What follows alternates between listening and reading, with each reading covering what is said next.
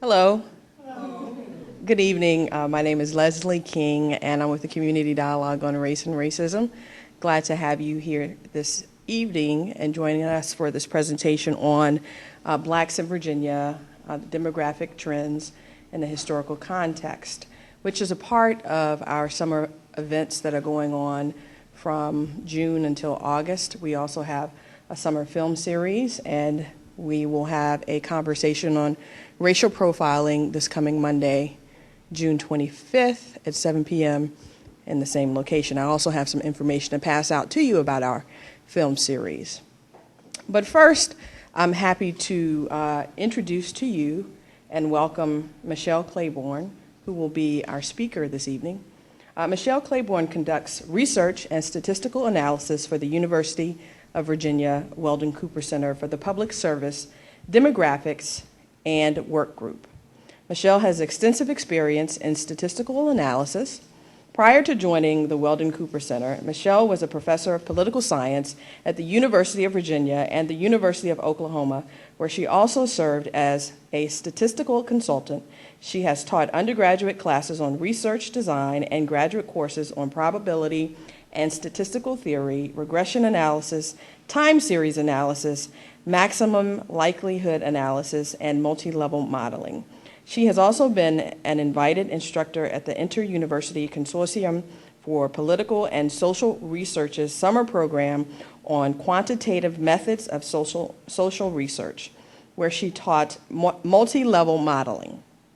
Her publications include presidential campaigns and presidential accountability, as well as articles and essays in the Journal of Politics, Political Research, Quarterly Political Communication, and Political Behavior.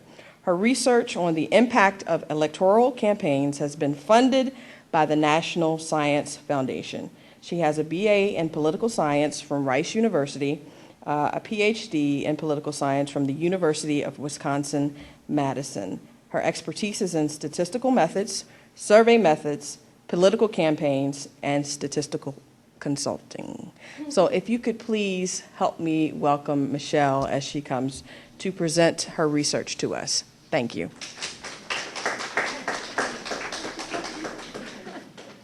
Good evening. Thank you, Leslie. I'm Michelle Claiborne, and right now I'm a researcher at the Demographics and Workforce Group at the University of Virginia. And our group provides a lot of accurate, timely data analysis on population and demographic issues, as well as workforce issues for the state of Virginia. But today I'm here to talk about demographic trends regarding Black and African American Virginians. And I've added, and I've got some, as well as some analysis specific to the Lynchburg community. The presentation builds on a report that we recently released on the well-being of Blacks in Virginia, and I brought some copies of that report available over on this table if anybody's interested, and if you are, I'd also invite you to contact me with questions that you might have as well.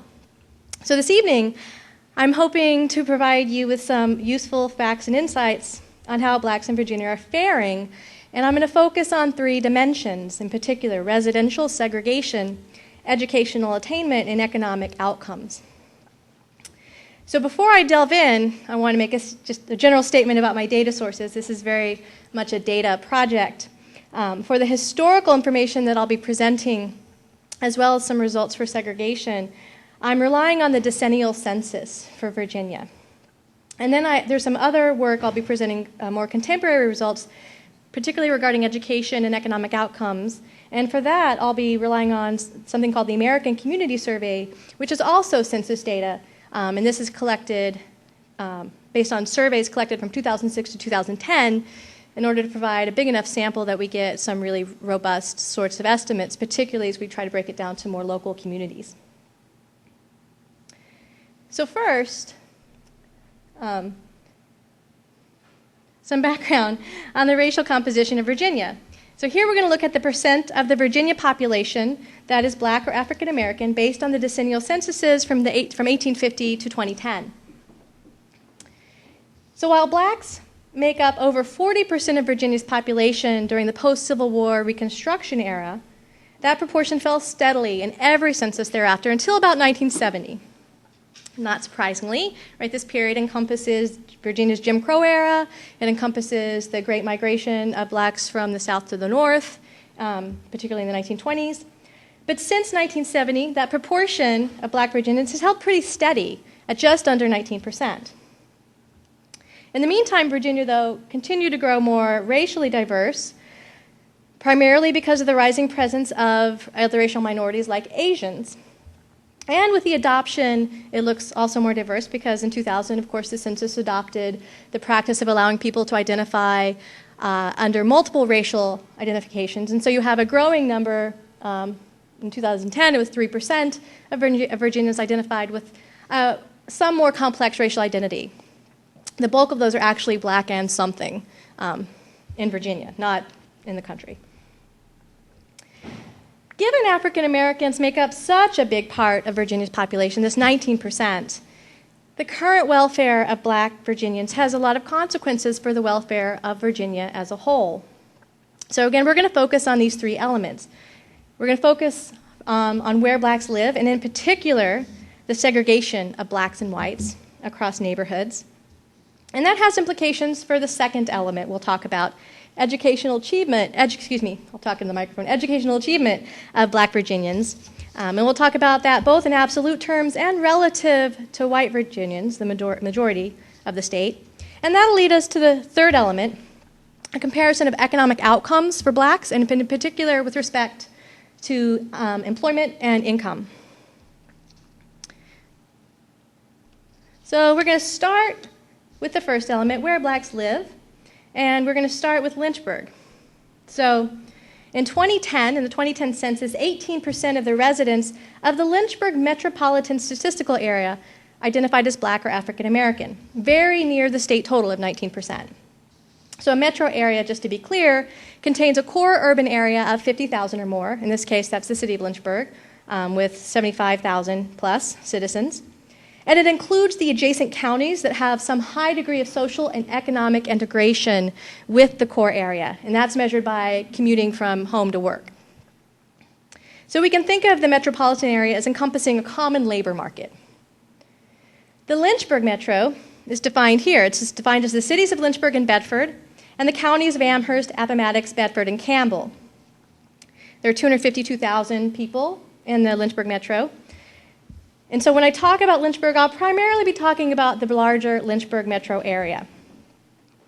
Given the economic integration that's the source of this definition, we'd expect issues central to the metro core to impact the larger area as well.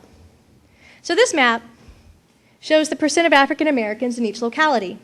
And it's unsurprisingly, I'm sure you are, as you already know, but it's nice sometimes to see it in pictures.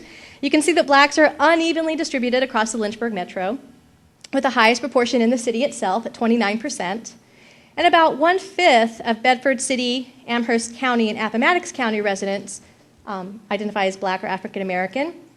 And then the percent of black drops comparatively in Campbell County with only 14%, and it's really quite small in Bedford County with 6%.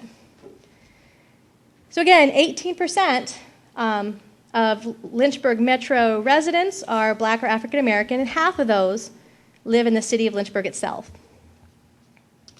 These heavier concentrations in the city of Lynchburg and the very low concentrations in some of the adjacent counties like Bedford is one way in which whites and blacks are segregated. But we can also look at segregation across neighborhoods. Here I'm going to define neighborhoods as census tracts. Census tracts are subdivisions of a county that usually contain between 2,000 and 7,000 people. They're designed to be relatively permanent so that you can make comparisons across time. And they're designed to be relatively homogeneous with respect to population characteristics and economic conditions. So they're supposed to encapsulate something that you might identify as an actual neighborhood. Now, the most common way of measuring residential segregation across neighborhoods is between blacks and whites, or between any group that you choose. In this case, I'm using blacks and whites, is to measure how evenly blacks and whites are distributed throughout the neighborhoods in that larger metro area. The segregation measure ranges, that I'm going to show you, ranges from 0 to 100. 0 represents absolutely no segregation whatsoever. Blacks and whites would be found in every neighborhood in the same proportion that they are found in the overall metro area. So in the Lynchburg metro, for there to be zero segregation, we'd have to see 18% of every census tract be composed of blacks or African Americans. 100, the high score, represents complete segregation, and it would be found if blacks and whites lived in completely separate neighborhoods. Now, those are the extremes, 0 and 100. They're not usually the numbers we see when we do this measure, but demographers generally call values greater than 60 indicative of high residential segregation, and values between 30 and 60 representing moderate segregation. So a value, another way of interpreting this measure before I give it to you, is that a value of, say, 40 would mean that 40% of blacks in the metro, or you could say 40% of whites in the metro, would need to move to another neighborhood in order to produce a proportional distribution, in order to get evenness across the census tracts. So this graph starts by showing the residential segregation score, that 0 to 100 score, between blacks and whites from 1970 to 2010. So residential segregation in the Lynchburg metro is in the moderate range. In 1970, it was 45. In 2010, it's 37. And here, for comparison, is just the city of Lynchburg alone, right? The first line was the larger Lynchburg metro. Here's the city of Lynchburg, the dashed line, with a somewhat higher segregation score across this time period, but also bigger declines in recent decades. So in 1970, the segregation score for Lynchburg, the city of Lynchburg, was 62. In 2010, it's 43. And I initially hadn't done the city of Lynchburg, and I was talking to some colleagues about it, and they said, well, I don't believe that measure represents Lynchburg City. I feel like they suggested they thought Lynchburg City would look more segregated than the metro area. So to appease that concern, I did it for the city of Lynchburg, and they're actually surprisingly close. I was surprised, at least. Now, the Lynchburg metro, the segregation score for the Lynchburg metro, for comparison, is generally lower than the other moderate to large metropolitan areas in Virginia. So here I've included everything of 200,000 or more, except for DC, because that includes so much that's not Virginia. So in Roanoke, the 2010 segregation score is 55, and in Richmond it's 52, Norfolk it's 47, and Charlottesville it's 33. And just for comparison, again, to kind of put this into context, the average segregation score across the 100 largest metropolitan areas in the entire country is 55. So we're kind of around that national average. Now these measures, it's hard to measure this prior to 1970, in part because we don't have consistent census tracts to use in order to define neighborhoods prior to that period. So these scores all are measured after the passage of the 1968 Fair Housing Act, which prohibited discrimination in the sale, rental, and financing of housing. So the good news is that things seem to improve since then, but it still falls in every single metro somewhere in that moderate range of residential segregation. So one way you might look at this graph and interpret it is, gee, Lynchburg metro actually doing pretty well with regard to residential segregation, at least compared to a lot of the other metros in Virginia. So I think it's helpful to have a closer look at what 37 looks like. So we're going to take a look at the Lynchburg metro map to help make this value 37 more meaningful. And we're going to start by showing only the census tracts that have large concentrations of blacks. In this case, 70% or more of the residents in that neighborhood are black. There's not very many. There's that little blue, right? We get this little blue spot over here. And even when we add majority black, 50 to 70%, we only add a few more little neighborhoods. This is really small. It's hard to see. So we're going to blow it up. And we can see that the heaviest concentrations are clearly in this eastern part of the city. The highest census tract has 91%. It's that one. But if I wrote that on the map, it gets all mucky. You can't see it very well. But these are all 75% or more, in fact. So I don't really know that much, to be honest, about the layout of the city of Lynchburg. So I'm going to guess this won't surprise you if you're from here. And while we're up close, let's fill in the other census tracts in the city. The colors are showing up a little different than I'd hoped, but that'll work for us. And while we're close, let's also add some roads to help orient us a little bit. I know when people show me a map, sometimes I have to know, well, what's that near? So to kind of position yourself with the roads, we can see that while the eastern blocks are predominantly black, I mean, very heavy concentrations, right? The northern tracts, predominantly white. And the south, the sort of southern tracts here are more proportional.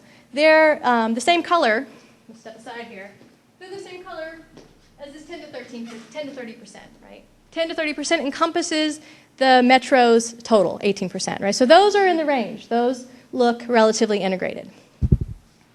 Everything that's not that color is a deviation from fully integrated. So that's City of Lynchburg. Let's go back to the metro. And here I've added the tracts that have 30 to 50% black. And again, there's not that many of them, right? There's a few more in the City of Lynchburg, a couple in the counties, but it's relatively few. In fact, in the bulk of the Lynchburg metro, most of the census tracts contain between 10 and 30% of the residents being African American. Again, this encompasses that 18% total, which is why you get not a really high segregation score, but a moderate one. A big part of the metro has about proportional distribution of blacks and whites. And then there's some with very little, showing up really light so you can't see it. But yeah, that was there. Sorry. Making sure it's still there. The part that looks almost white here, right, is obviously Bedford. Bedford only had 6% of the entire county residents identifying as black, so most of the census tracts in Bedford are also have quite low concentrations as well. Now again, it's these dark blue neighborhoods and these kind of dark green neighborhoods in the City of Lynchburg, and then those really pale neighborhoods in the City of Lynchburg and then in Bedford that are what are sort of upping this residential segregation score. That's where it's coming from. That's what the moderate segregation, that's where it derives. So why am I showing you segregation, right? Why are we measuring this? And demographers have spent a lot of time coming up with measures of residential segregation. And we care because residential segregation impacts the social and economic environments that both blacks and whites live in. There's a seminal book from 1993 called American Apartheid, Segregation and the Making of the Underclass, where the authors go to great lengths to quite amply demonstrate that blacks who live in very segregated places have a very different lived experience than blacks who live in integrated neighborhoods.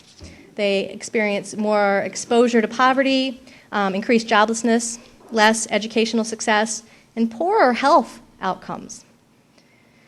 Just as an example, one of the causes that demographers have really started to tease out, or have teased out in the last decade, regarding employment is that residential segregation impacts access to employment because often low-skilled, better paying jobs move out of the urban cores where blacks tend to be concentrated, making them less accessible, right? Making employment opportunities less accessible. In fact, most of the challenges of segregation, of residential segregation, again, I'm talking about residential segregation, not specifically talking about school segregation, but most of the challenges of residential segregation arise because residential segregation tends to concentrate poverty as well. Where you see high levels of segregation, you tend to see most of the people who are in poverty also clustered together in a few number of neighborhoods. And that concentration of poverty produces additional challenges for the communities concerned. Education is one of those big concerns. Because public elementary schools are organized primarily by neighborhoods, residential segregation shapes school segregation. Right? Residential segregation tends to concentrate poverty. Highly segregated minority schools, as a consequence, tend to have more children in poverty, more students who enter school less prepared, have a harder time attracting more experienced teachers. So children and teachers in more racially segregated schools often face more obstacles while generally enjoying fewer resources. It's a big challenge, right? So we care about residential segregation because it has a lot of consequences for other life experiences. But I'm going to focus on education now. We're going to turn to education. Education, of course, is the locus of a major part of the black community's long fight for equality. And of course, when the Supreme Court mandated the desegregation of public schools in the 1954 Brown versus Board of Education ruling, Virginia resisted. primarily by closing schools that faced desegregation orders. And while the Virginia Supreme Court of Appeals and the United States District Court overturned massive resistance efforts in January of 1959, it didn't end, right? Some schools just held out. Prince Edward County, for instance, kept their schools closed until 1964 in order to avoid integration. So this is all very, very recent history. So given that, we want to look at how educational attainment has changed over time. Here, we have the proportion of adult blacks, those aged 25 or over, so anybody under 25 is excluded from this because they might still be in school or acquiring education. The proportion of adult blacks that lack a high school degree in each census from 1940 in the beginning to 2010. So clearly, this proportion has fallen precipitously since the 1940s. And you can't see it, but there's a gray bar there that identifies the periods of Board of Education and massive resistance as well. So you can sort of see if there's any change and any acceleration in that period, and there is. You can kind of see the kink up there, which pretty much follows that period of time when schools were finally starting to integrate. Now, finishing high school didn't actually become an established norm for Americans until after World War II. Plenty of people didn't finish high school, and it wasn't that peculiar. And so much of this decline is due to this increasing norm that one at least finishes high school. And the proportion of adult white Virginians without a high school degree also falls dramatically during the same period. It doesn't fall quite as quickly, though, as it does for blacks. Consequently, the gap between blacks and whites without a high school degree is at its lowest point yet in 2010. There's only a gap of 8%. And towards the end of massive resistance in 1960, the gap was 27%, because 95% of blacks lacked a high school degree compared to 17%, excuse me, that's 17%. No, that's 11%. Excuse me. It was 94 versus 84. So we've dropped since then. No, I'm sorry. I'm looking at my notes. I'm looking at a different part of my notes. It's 27%, and we've reduced it to 8%. It's been reduced. So we see some progress, at least, in closing the racial gap amongst the least educated in Virginia. What about at the high end, a college degree? So here, too, blacks have made enormous progress, and particularly when we recall that many colleges and universities, in particular public colleges and universities in the state, have only accepted blacks without some sort of restriction since the early 70s, even more recent history. And the proportion of adult black Virginians with a college degree has grown. By 2010, it was up to 20%. And here you really can sort of see an increase, an acceleration of that, right around the period where college education becomes more widely accessible. In the same period, the rate of college degree attainment among adult white Virginians has grown, and it's grown at a slightly faster rate, which means that the gap between blacks and whites with college degrees in 2010 is actually at its highest point, at 17%. In 1970, when colleges were just starting to accept black applicants more generally, the gap was 10% because only 14% of whites had a college degree compared to 4% of blacks. But given the increasing importance of a college degree to securing some sort of economically secure future, the growing gap is really quite troubling. So we're going to look at Lynchburg, which I can't do as easily historically. We'll look at 2010. Actually, I'm sorry, based on the data from 2006 to 2010. And looking at the Lynchburg metro, again, the whole metro area, we see quite similar disparities. A quarter of black residents in the Lynchburg metro lack a high school degree, adults, age 25 and over, compared to 15% of white adults. And, sorry, those numbers they were much darker on my computer screen. And so it's 25% of blacks lack a high school degree compared to 15% of whites. And 2/3 of black residents have a high school degree or less compared to under half of the white residents, around 46%, which is a really big gap.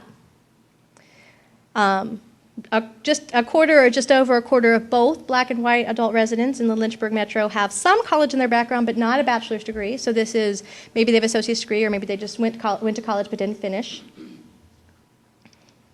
And while about a quarter of white residents possess a college degree or more, that's more than 3 times the rate of college attainment amongst black adults in the Lynchburg Metro, only 8%.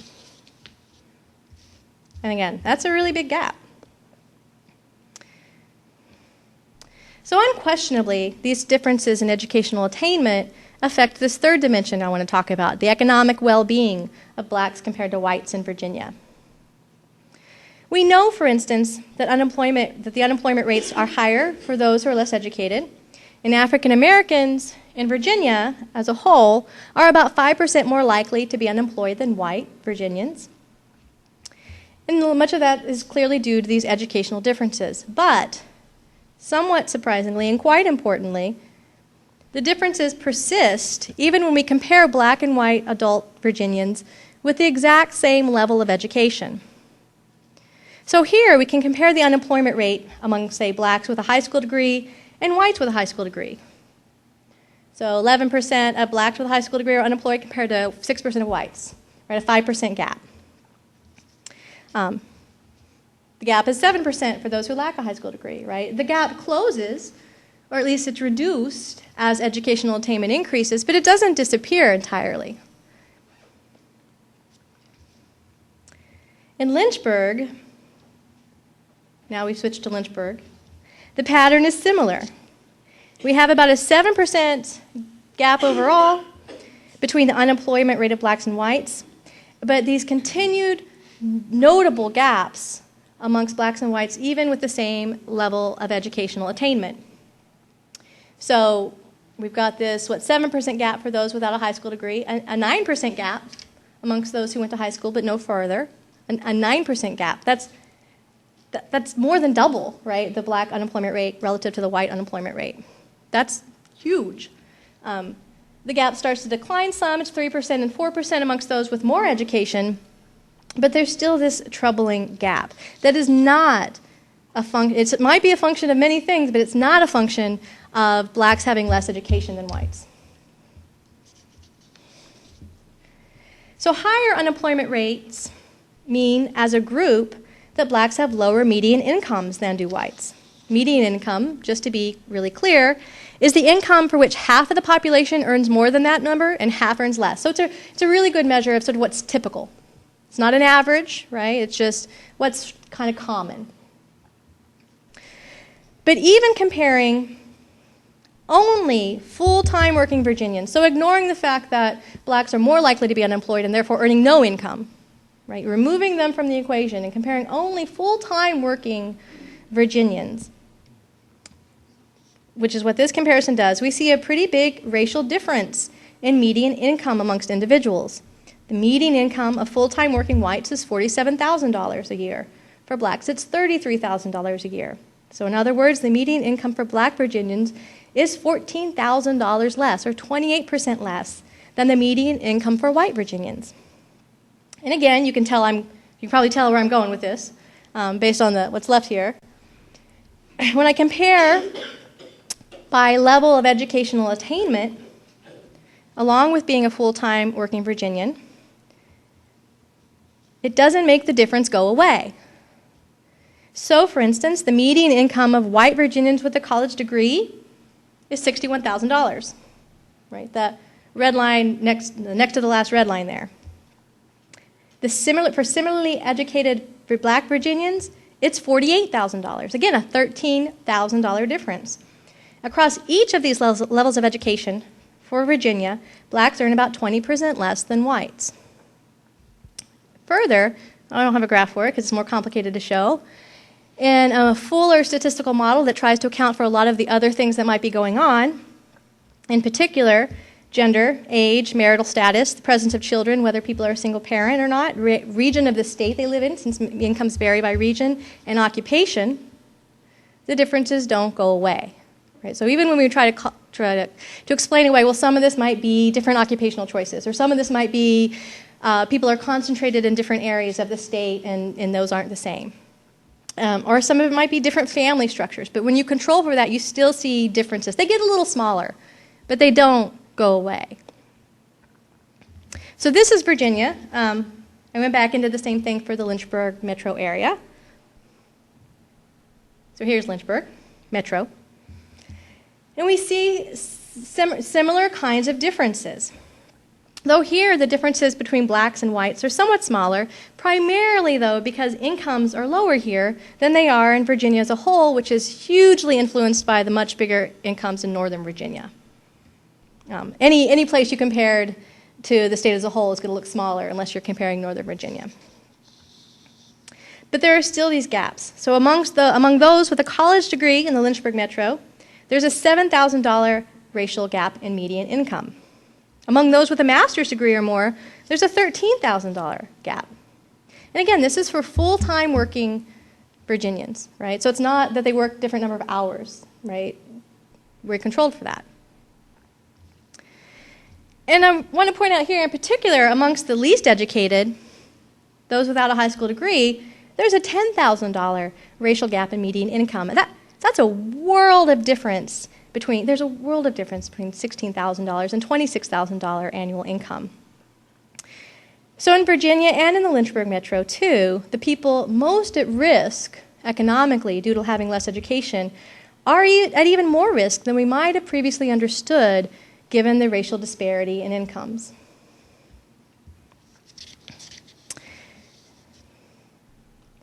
So, forgot to change my picture. I presented some recent data on 3 dimensions of the well-being of black Virginians, about segregation, some about educational attainment, and some about economic outcomes, unemployment, and income. So what can we say? First, just in summary, rates of residential segregation in Virginia's large metropolitan areas remain moderately high, with little change in the last 2 decades, but definite improvement compared to the prior decades. So most of the improvement occurred between 1970 and 1990, and then it's been pretty stable since then. In the Lynchburg Metro, we see some very high concentrations of blacks in the eastern parts of the city and very low concentrations in the north part of the city, and then the broader metro throughout Bedford County as well.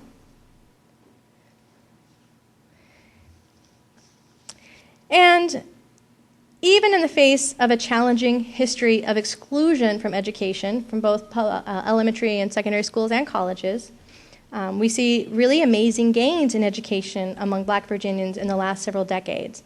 But blacks still lag far behind the educational attainment of white, and the college gap is growing. And college is sort of where things are now, right, in terms of people thinking, what's the sort of minimum to have a middle-class lifestyle? And third, in looking at the median income, a measure of the sort of typical income between whites and blacks, whites still out-earn blacks, even when we compare only full-time working blacks and whites with the same level of education. And we see similar sorts of differences in unemployment as well, which actually serves to make those income differences even more severe in reality, right? By removing them, you don't see just how big the income differences are. So when Leslie asked me to come talk, I was looking up many voices in one community, and partly how I want to summarize is that the mission of Many Voices, One Community, to create a racially equitable community where race and or ethnicity are not predictors of success in any aspect of life, well, that's really still far from realized, right, in Virginia and in the Lynchburg Metro. Not surprising, but sometimes it's good to sort of see it in kind of black and white, so to speak.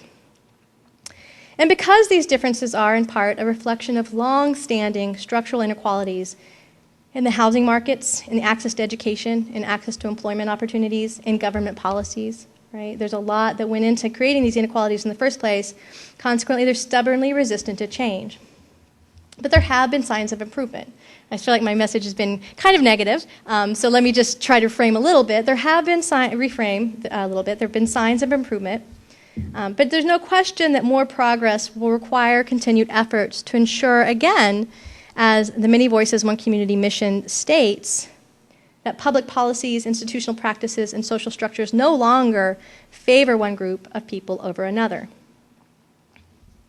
So I'd like to open the floor to your questions, thoughts, or discussion. Thank you.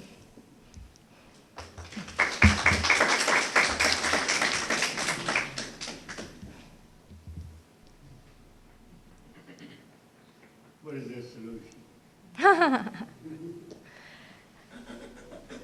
What is the solution, huh? That's the hard question. I actually do think, right, that it's not an individual solution, it's an institutional solution. You can't overcome inequalities of this size through individual behavior for people making better individual choices. It requires some larger collective kind of force, right? And in fact, you can see that. You can see when you see residential segregation decline, it's at least in part due to government intervention to the Fair Housing Act, right? When you see the educational attainment improve, it's largely after an intervention, a government intervention, forcing the opening of schools, of colleges to blacks, forcing the integration of public schools. To be honest, where you most see improvement, it follows some government mandated change. So, I don't know, historically, you don't see a lot of improvement until some policy changes. All right? Although I'm willing to hear what other people have to suggest about that. Well, it's certainly in line with our theory of change, or one of our theories of change with community dialogue, and that's looking at structural racism, looking at systems, and looking at policies, looking at institutions. So not just looking at racism from an individual perspective, but looking at how those policies or practices perpetuate this disparity, and how can we influence change from our various spheres of influence. But the question that I have is, were you able to look at wealth disparity? Because I think there's a big difference between income and wealth, and how that's inherited and passed down from generation to generation. And while income is one thing, and wealth definitely is another. So I was just curious as you looked at it. Right, I haven't. There's an excellent scholar whose name, Melvin Oliver. That's it, thank you. That looks at, has written about the wealth gap. And it's different and bigger, right, than the income gap. We don't have the data sources I was using, the American Community Survey, we don't have measures of wealth, but we do have things like home ownership, and that's a big part of wealth accumulation and wealth transfer between generations, is home ownership. And I wrote this one down, actually. Black householders in Virginia, 51% rent their homes compared to 27% of white householders. And so, again, it's about double the rate of renting or half the rate of owning, however you want to frame that, amongst blacks and whites. And again, since that's a key component of wealth accumulation, that kind of difference in home ownership rates is going to exacerbate the income gap, make a much bigger wealth gap, a gap in overall assets to which people have access that they can use for their own, improvement.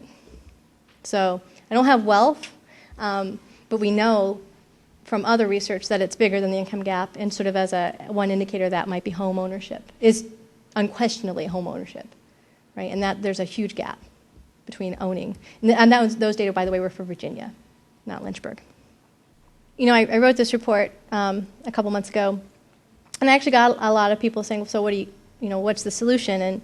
And it sounds terrible to punt and say, look, I'm not a policymaker, because I'm not a policymaker, but I do think there is no solution forthcoming as long as people are allowed to misperceive or believe poor information. And so part of my goal in the report was I really wanted to know how much inequality is there. And if you try to control for some of the things that people are going to say, oh, well, it's this, and then potentially try to attribute to personal choices instead of institutional barriers, because they don't want to see it. So I'm trying to control away a lot of that. And I think part of my goal is to sort of be really kind of blunt about the magnitude of the disparities that exist, which cannot be attributed to the sort of individual choices that certain segments of the political realm like to pawn responsibility towards, right? They're clearly due to something else. They're clearly due to more institutional structures or barriers or challenges. So part of my goal is to try to make those try to make the differences harder to refute. Because if you're going to let yourself believe, oh, everybody's doing fine now, and let yourself believe, which obviously you don't, right? But no question, there are people saying, well, there is a level playing field, right? There is equal opportunity, if not equal outcome. And so part of what I want to do with the data is try to sort of verify, if that's true, that's great, but the data in no way suggests that's true, right? The data suggests there isn't a level playing field, they're not equal opportunities, and as an empiricist, I feel like my role is to sort of say, you can't deny the data, right? It's quality data. You can reinterpret it if you like, but you can't wish it away. In part because I feel like part of the problem you're identifying is people sort of being willfully ignorant of the differences. And I guess I do mean that badly. There's no way to sort of say that in a polite way. But just trying to wave away the fact that there are really disparate kinds of outcomes. And so I feel like at least one step, in my mind, there's no solution possible unless people acknowledge that there are real differences here that aren't due to people behaving in more or less beneficial ways, which is an argument I feel like I hear coming a lot from certain political quarters. So I feel like at a minimum, people have to be confronted with the reality as best we can capture it, right? And for some people, I think they're going to be more persuaded by data. And then there are plenty of other people for whom data is just going to, it's numbers, right? It's not meaningful. Who need to hear the experiences, the kinds of experiences that you're talking about, right? They need to hear it in really personal terms. And so I feel like there's, room for both kinds of strategies, and both are necessary, right? People need to hear the personal experiences and to sort of understand from a personal view how things seem to have changed or failed to change. And I think people need to see the data, and I think those are kind of converging for a similar purpose in my mind a little bit. But yeah, I'm not particularly optimistic, sadly, because I study power as a political scientist, and power doesn't give up, people in power don't give up power, right? It has to be wrenched from them. And the kinds of things you're talking about, the decline of union power, for instance, right?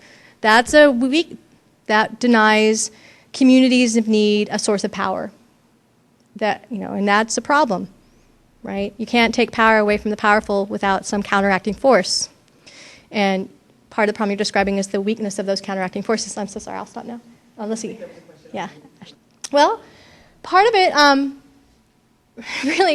was I started working at the Demography Center. And I wasn't actually previously a demographer. I was previously a political scientist. And a lot of what I studied was campaigns and the mobilization of different constituencies in the campaigns, and particularly marginalized constituencies. So it was, in stepping into a new position, it was sort of trying to marry some of my prior interests with interests that I thought would be of value to Virginia, right? We're Virginia demographers. We try and understand Virginia. And so it kind of was a pre-existing interest of mine, and I never studied Virginia before. I'd always studied it at a national level.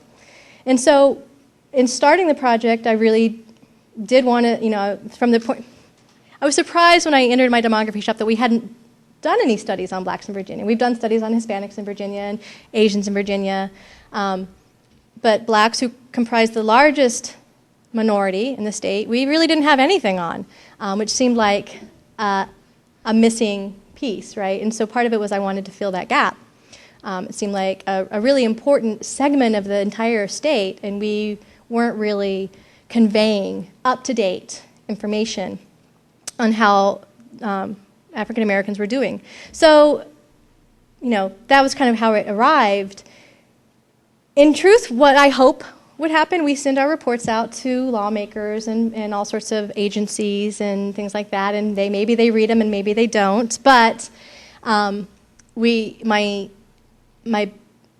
most optimistic hope is precisely that people would see it and say, wow, really? That's crazy. How can we let that stand? Right? Again, that's a little Pollyanna-ish, but it really was to try to introduce some data into the discourse so that we could begin to have a conversation on common ground, right? So that we weren't constantly having conversations where we're all talking from different realities, right? I wanted to provide some sort of relatively current, relatively sophisticated analysis that would be a starting point for conversation. So unless you're just going to deny the existence of a result, right, you have to confront it. And then you can confront it by either saying you don't care, or you can confront it by saying, okay, this is a problem, what can we do? And I'm doing something there. So sorry about that noise. So my hope is that people would see it. People in positions of authority would see it, and it would penetrate their minds in some small niggling way so that you'd have to think about it, right? So that it have to be part of what you're thinking of when you're thinking about policy, when you're thinking about implementing policy on the ground or in the General Assembly or wherever. There was a question here. Have you or has anyone, well, let me start again. One of the forms in which white privilege, on form it takes, is an assumption about going to college and access to elite colleges. You look at the people in very big positions of power in our government, Harvard, Princeton, sometimes Yale, maybe a few research universities. What I'm trying to say is not all colleges are regarded as equal by employers. So has anybody looked to see whether any of the discrepancy in pay has to do with Where you go. what colleges? Am I making any sense? Absolutely, yeah, absolutely. Certainly not for Virginia. Nobody's done that, and it would be hard to do. The kind of, again, the data sources that we have ready access to that you can look at a state level doesn't have that detail.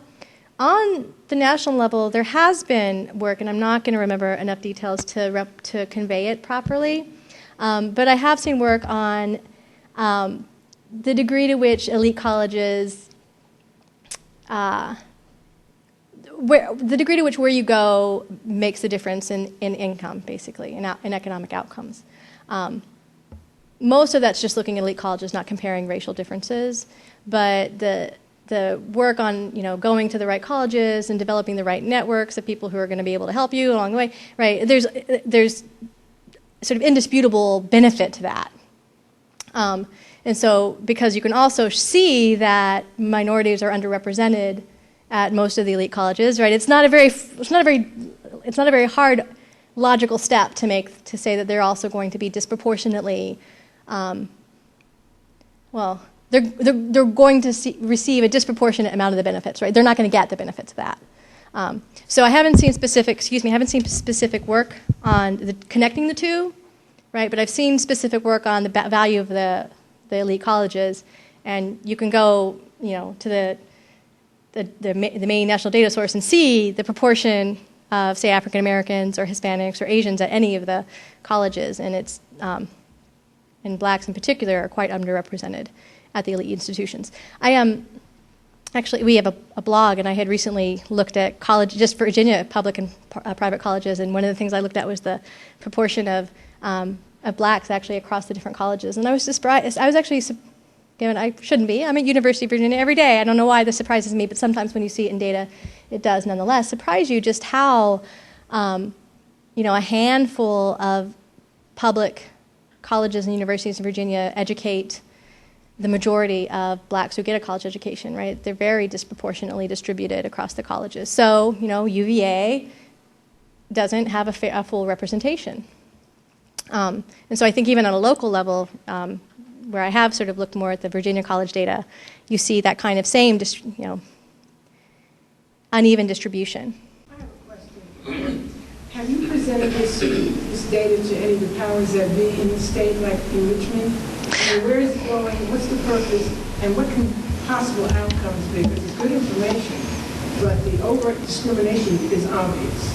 Whether it's from 18-something up to 2010, however you want to categorize it. and what has happened in between. But you have all this interesting data, and you mentioned the legislature. Do you have any intention of presenting it so that we can get some results from what your findings are? Well, I hoped I had, in a way. I mean, in the report we distributed it to lawmakers, and we distributed it to local officials as well. What they do with it after that, I don't know. No, I mean, in this report, we were really actually kind of pleased that we got quite a bit of media attention immediately after. So, I know there was coverage in the Richmond Times-Dispatch, so over in Richmond and in Rowan, Rowan. I mean, I was keeping a list for a while of the papers that covered the story, and then I stopped because it was pretty good coverage in the media amongst Virginia. So on that level, I was pleased in the hopes that that sort of media coverage might get more attention than just sending a report out to a, I'm sure, quite busy part-time legislator who doesn't have enough staff to keep him briefed on everything or something, right? But no, I mean, I have no particular way of going to present it to them unless I'm invited, right? And I don't see that happening. Yeah, Leslie invited me here, and so I'm not really sure strategically how to do that, to be honest. I'd like to go back to what Colin said just a minute ago. I went to my daughter's graduation in Raleigh from Shaw University, and right after graduation, we went across town to North Carolina State. Graduation, my daughter said, "Dad, I want to show you something." Here we have a couple of dignitaries. So when we got over to North Carolina State, that was the IBM tenants. That was every big United States Steel, every big industry that you could think of had a hospitality tent. So when you think of educational disparity, it just popped into my mind when she said that. I said, oh my God, that's exactly what I experienced with my daughter. We experienced the same thing. She had to go back to school to get an additional education after she had graduated from college to be on the same level with people from the state. I had forgotten that. Right, and I mean that's an issue of recruitment, right? If industries aren't, if they're recruiting on only select sorts of campuses, right? You get this additional challenge in having equal access, right? That actually strikes me. I hadn't really thought about that, but that actually strikes me as something that one could take up, for instance, with a career services office at a university, and should. It's a lovely point, and I'm going to write it down so I don't forget it, because I think it may well be something that could be ameliorated to some extent with less effort, maybe, right? If you could get, again, universities' career services offices, part of their job is to bring recruiters to campus, right? You could maybe try to work, not you specifically, but one could try to work through those angles, and that's another avenue of trying to, disperse a little bit that kind of different treatment that you might see. I was just wondering about, from your political scientist perspective, what are the implications from, this data in terms of a political science perspective? Now, you kind of hinted toward it, but can you kind of share just basically what you think? How does the disparity impact mobilizing market? How does, yeah. Right. No. Yeah. One of the things I study is political participation in campaigns, and it's widely understood, right, amongst people who study political behavior that the things that predict participation are education, money, time, in a way, sort of resources, and these are all things that minority communities, and particularly African American communities, tend to have less of, right? And there's also sort of this idea of mobilizing by engaging interests, and candidates don't usually do that, honestly, that often. But there's a long-standing, right? Black turnout's historically been much lower say, than white turnout. Although interestingly, because I was looking at it in 2008, black turnout in Virginia actually matched white turnout in Virginia. But that was the first time ever in the state's history from which we have data, which is really only from the 1960s. But I'm pretty sure it didn't, outside of Reconstruction era, probably didn't match. That's important because, power and political leaders are motivated by participation, right? And to the degree that blacks have been quite underrepresented in the electorate, it disincentivizes attention amongst political leaders. And then it's kind of a vicious circle because then if campaign consultants know that it's easier to mobilize certain kinds of people than others, and so they exert more effort into mobilizing the easily mobilized. And so it's kind of a problem that perpetuates itself. Turnout's low, so people don't try to mobilize you. So turnout remains low.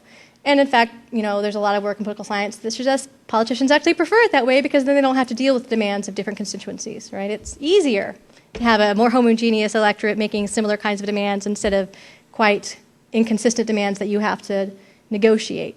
So there's very little incentive, frankly, for most leaders to mobilize more widely, except under kind of somewhat unusual circumstances. But I think there's no question that in my political science hat, right, participation matters. There's some great studies about, many from the 70s, about where communities where blacks suddenly voted in numbers that represented their proportion in the population in cities. So it's a lot of city politics. And things changed, right? It mattered. It made a difference. They started having, improvements to the neighborhood where previously no resources had been allocated to their neighborhoods and things like that. More money on public education where previously had been defunded, sort of thing. So you see, there's definitely some excellent case studies of where political participation actually has consequential political outcomes, right, that improve the lives of minority communities. I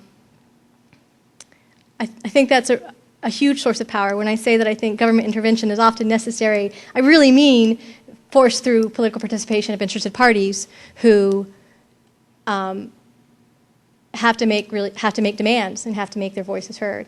And I'm, as a political scientist who studies elections, I want everybody to participate, and I'm saddened by the lack of it. But certainly that matters, right? Mobilizing in the community matters. Getting people to vote matters. Getting politicians to think that their electoral future might depend on the margin they get in certain communities is important, right? It gets attention, and attention means voice, and voice can sometimes mean improvement. Right, but I think it's a precursor. Thank you. All right, thank you.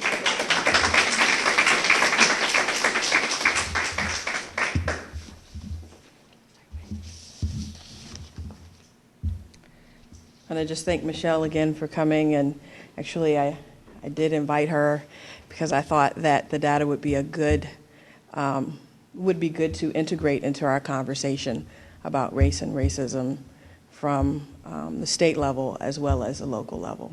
So I appreciate her sharing that information with us. And she also has some of the data there if you want to take it with you in paper form.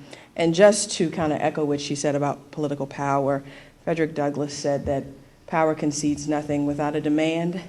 It never has, and it never will. So there certainly is a lot of work for us to do in our community, and we have done a lot of work. And also, I just want to remind you that we have some information on some upcoming events, and also if you would like to get more engaged with the community dialogue to identify ways that we can impact change in our community, come see me afterwards. Thank you, and have a good night.